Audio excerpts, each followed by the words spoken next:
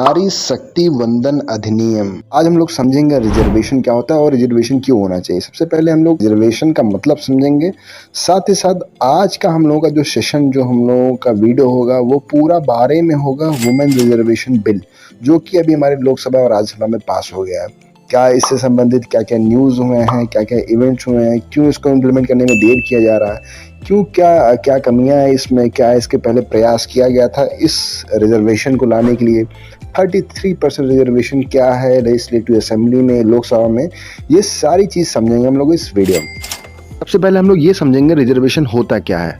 अगर हम लोग रिजर्वेशन को नहीं समझेंगे तो हम लोग वुमेन रिजर्वेशन बिल को नहीं समझ पाएंगे। तो रिजर्वेशन होता क्या है, इसका मतलब क्या होता है, ये एक बहुत लेमन और बहुत सिंपल भाषा हम लोग समझेंगे।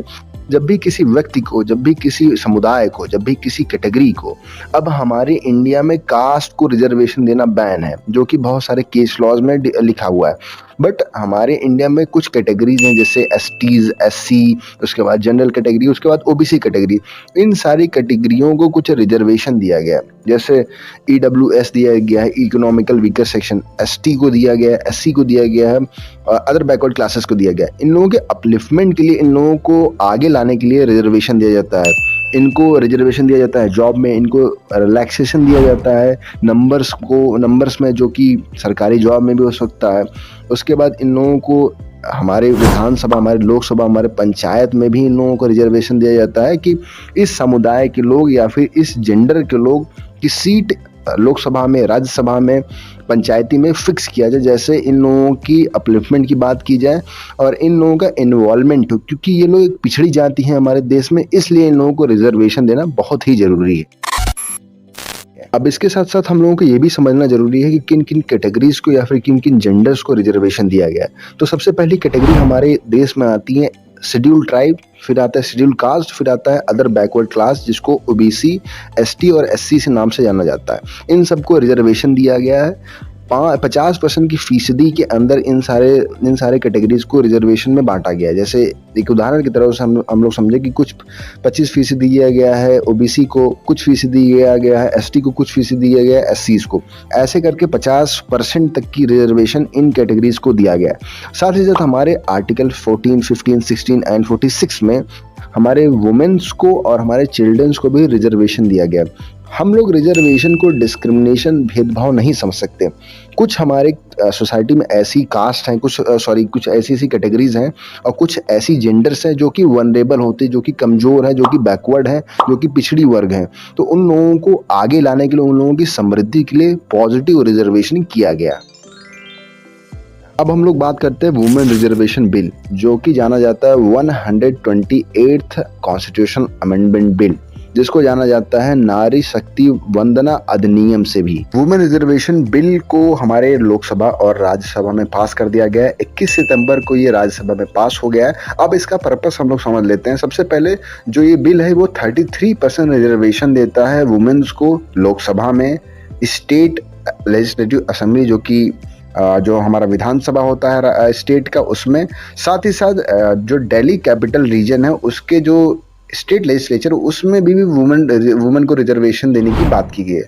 साथ ही साथ इसमें एक क्लियर वर्ड लिखा गया है कि नियरली एज पॉसिबल 1/3 रिजर्वेशन दिया गया है महिलाओं को हर वर्ग के, जिसमें एससी और ST, schedule caste, schedule tribes की महिलाओं को भी इंक्लूड किया गया है। अब जो हमारा 128th अमेंडमेंट बिल है, जो कि बिल नंबर 124/2023 है, जिसने 3 आर्टिकल को ऐड किया हमारे इंडियन कॉन्स्टिट्यूशन में, जो कि 330A, 332A, 334A। इन सारे आर्टिकल्स में लिखा हुआ है कि किन किन महिलाओं को ऐड किया जाएगा, जो कि सारी महिलाएं हैं। उसमें एसटीज और एससीज को इंक्लूड किया गया है।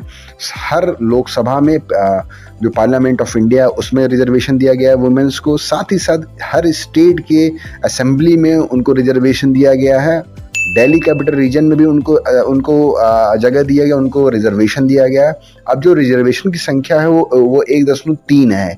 इस बेसिस पे हर महिलाओं का रिप्रेजेंटेशन हमारे पार्लियामेंट ऑफ इंडिया और स्टेट लेजिस्लेटिव असेंबली में अब बढ़ जाएगा। बहुत सारे लोगों के मन में ये है कि वुमेन रिजर्वेशन बिल आ रहा है, सारे वुमेन्स को इक्वल रिप्रेजेंटेशन मिलेगा लोकसभा में, विधानसभा में और नेशनल कैपिटल रीजन की कॉन्स्टिट्यूएंट असेंबली में। बट उनको ये भी जानना जरूरी है कि जब ये बिल एसेंट हो जाएगा ऑनरेबल प्रेसिडेंट ऑफ इंडिया के द्वारा, उसके बाद भी ये हमारे इंडिया में इम्प्लीमेंट नहीं होगा।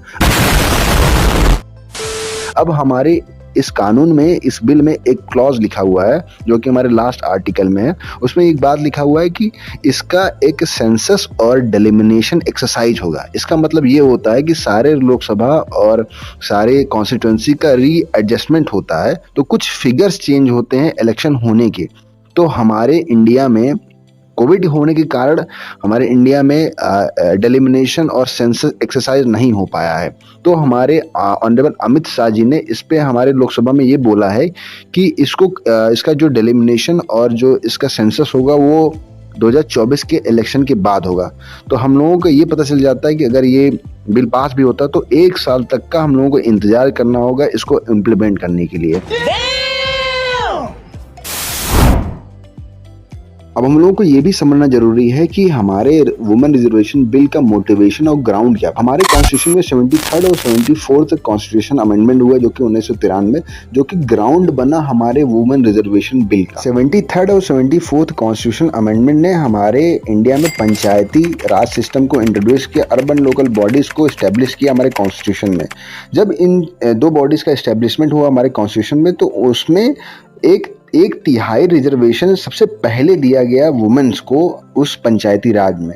साथ ही साथ इसका और एक मोटिवेशन बना हमारे वुमेन रिजर्वेशन बिल में जो कि बना 2006 में बिहार स्टेट के द्वारा। बिहार स्टेट एक पहला स्टेट बना जिसने 50% तक का रिजर्वेशन दिया वुमेन्स को हमारे पंचायती राज बॉडीज में। साथ ही साथ अभी तक के 20 ऐसे स्टेट्स हैं जिन्होंने 50% रिजर्वेशन दिया वुमेन्स को पंचायत लेवल पे।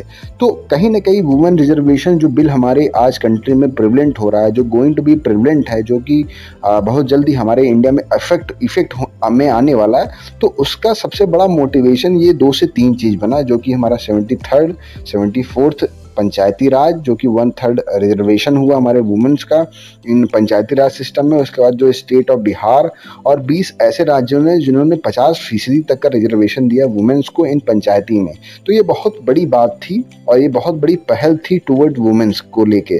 तो इसी को अपना ग्राउंड और इसी को अपना प्रियम्बल मानते हुए वुमेन्स रिजर्वेशन बिल को इंट्रोड्यूस किया। अब हम लोगों को ये भी समझना जरूरी है कि वुमेन रिजर्वेशन जो बिल हमारे इंडिया में अभी चल रहा है, क्या ये पहला प्रयास था रिजर्वेशन देने का वुमेन्स को इन लोकसभा, उसके बाद विधानसभा और दिल्ली की विधानसभा में?